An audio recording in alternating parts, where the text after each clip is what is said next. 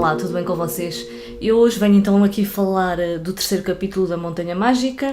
Eu era para ter posto este vídeo no canal ontem, mas tive uma semana bastante complicada e por isso é que eu também decidi fazer a gravação só no final da leitura do capítulo, porque para mim até se torna mais rentável. Bom, então para quem estava ansioso por conhecer os personagens aqui do sanatório, os seus hóspedes, como eu, este vai ser um capítulo em que vamos conhecer vários hóspedes, alguns deles até bastante interessantes. Neste terceiro capítulo, então, o Hans vai acordar então para aquele que vai ser o seu primeiro dia no sanatório. Ele começa o dia logo de uma forma engraçada, porque ele começa-se logo a incomodar com as atividades do casal vizinho do quarto ao lado, que tem as atividades normais de um casal, e passa a citar, ele descreve isso como uma brincadeira que passa para o domínio do animalesco, e ficou logo muito incomodado com isso, e eu achei engraçado o facto dele ser tão melindroso. Esta não vai ser a única situação em que ele vai sentir um certo melindre, um incómodo em relação aos comportamentos de outros hóspedes do sanatório. Eu diria até que o Hans tem assim uma certa tendência para o mau humor.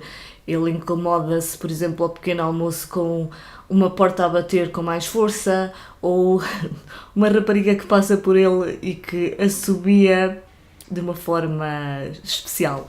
Ao longo deste capítulo eu já comecei a perceber que aqui estes hóspedes do sanatório vão ter uma rotina muito igual, muito repetitiva, mas mesmo assim os episódios que vão acontecendo e a forma como nos vão sendo narrados esses acontecimentos dão até alguma dinâmica ao livro e para mim nunca foi enfadonho, pelo menos até agora. E basicamente eles passam os dias a tomarem refeições no refeitório comum com muita oferta de comida, inclusive o pequeno almoço fez-me lembrar aqueles pequenos almoços dos hotéis quando nós vamos em viagem em que há de tudo, do bom e do melhor. O almoço vai ser a mesma coisa. Aliás, eles têm um segundo pequeno almoço e há inclusive vários momentos de repouso nas varandas ou num local de repouso comum, que é um costume ali do sanatório, e que eu acho que se eu me visse naquela situação, eu acho que eu iria morrer de tédio, pelo menos enquanto não me habituasse àquela rotina. Ali durante o pequeno almoço, o Hans começa então a observar alguns dos hóspedes. Nós começamos, juntamente com ele, a observar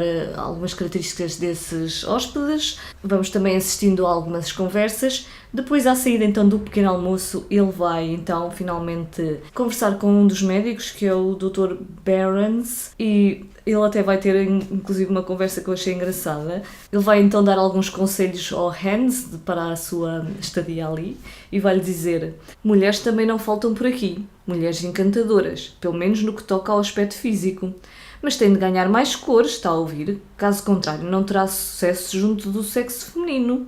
É certo que o verde é a cor da árvore da vida, mas como cor de pele não é propriamente a mais adequada. Completamente anémico, como é evidente, sentenciou, ao mesmo tempo que se aproximava de Hans Castorp e, sem cerimónias, lhe baixava uma pálpebra com o indicador e o dedo médio. É um bocado estranho o Hans ter ido para o sanatório e não ter nenhum problema de saúde em particular, mas a partir logo deste primeiro dia começa-se a ver alguns sintomas, esta cor verde que o médico diz-lhe que ele tem, que é sinal de anemia.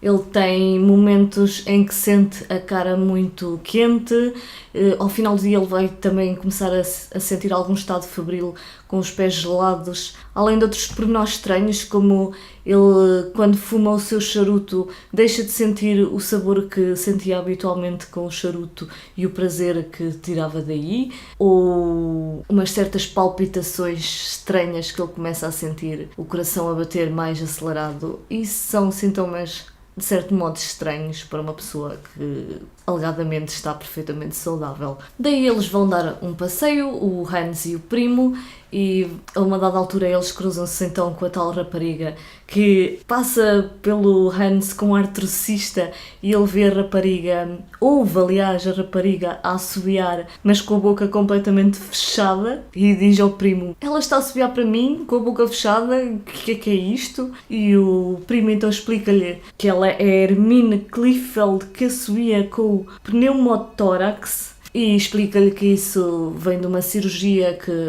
que os doentes com um problema de um pulmão fazem, em que há uma incisão sobre o pulmão que está mais afetado e é injetado um gás, azoto, para que o pulmão deixe de funcionar por uns tempos até se recuperar. Eu nunca tinha ouvido falar numa cirurgia deste género, até fiquei na dúvida se isto seria invenção ou se é mesmo assim. A rapariga seguia então com um grupo e esse grupo estava todo muito bem disposto, estavam todos na galhofa, e o Hans pergunta então ao Joaquim porque é que eles estão tão bem dispostos, e eu achei a resposta dele fantástica. Ora, alvitrou, eles são tão livres, quer dizer, são jovens e o tempo não conta para eles, um dia porventura também morrerão, porque haveriam de fazer uma cara séria.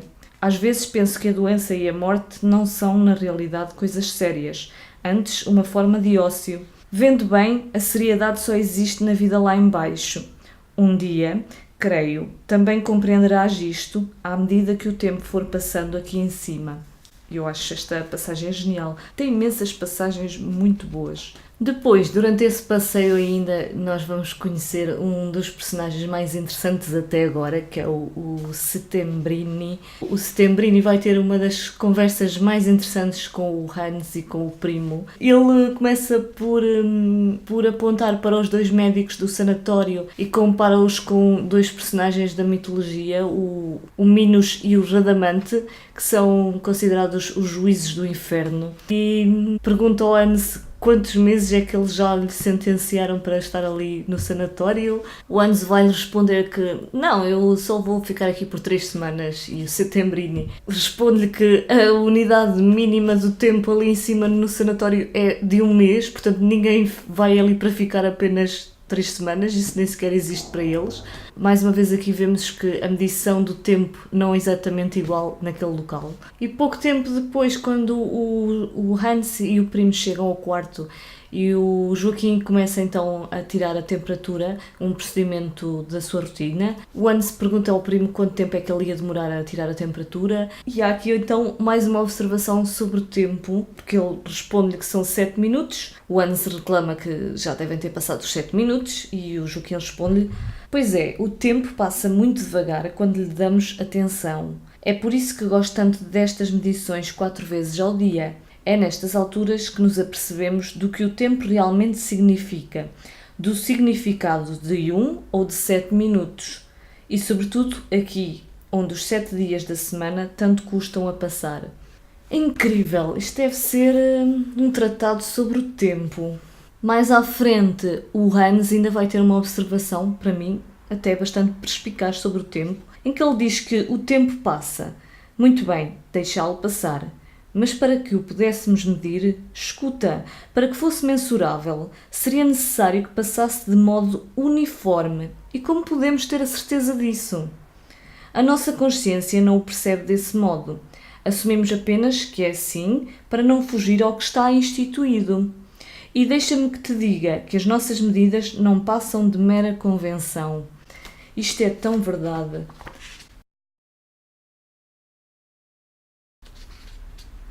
Ao final desse dia, e só para terminar estas citações sobre o tempo que eu acho fantásticas, o Hans vai voltar a ter aqueles sonhos perturbadores quando se vai deitar à noite, e num desses sonhos veio-lhe à cabeça uma definição sobre o tempo. O tempo não era outra coisa que uma enfermeira muda, uma coluna de mercúrio sem escala nenhuma, destinada a quem queria fazer batota. E foi com a intenção determinada de partilhar com o primo na manhã seguinte esse verdadeiro achado que Hans Castorp voltou a despertar. Faz-me lembrar aqueles sonhos que às vezes a gente tem, que acha assim, que são ideias magníficas, que são grandes revelações, mas depois quando acordamos vemos que aquilo não faz assim tanto sentido. E pelo menos deu-me essa sensação que esta ideia parece ser espetacular, mas será que é? O Hans chega ao final deste primeiro dia e já não se sente assim tão bem como quando lá chegou acima. Eu acho que estes sonhos vão afetar-lhe bastante. É o meu palpite. Eu acho que ele vai ficar meio perturbado, mesmo a nível psíquico, porque eu já comecei a sentir assim algumas coisas estranhas juntamente com ele aqui na montanha. E para não tornar este vídeo assim muito maior, eu gostaria só de destacar aquele episódio do Alvin que tem uma arma e que faz assim uma cena em frente às outras pessoas e dá a entender que a vai usar em caso de sentir necessidade, porque ele já sente um certo desespero e acha que já não vai sair daquela situação.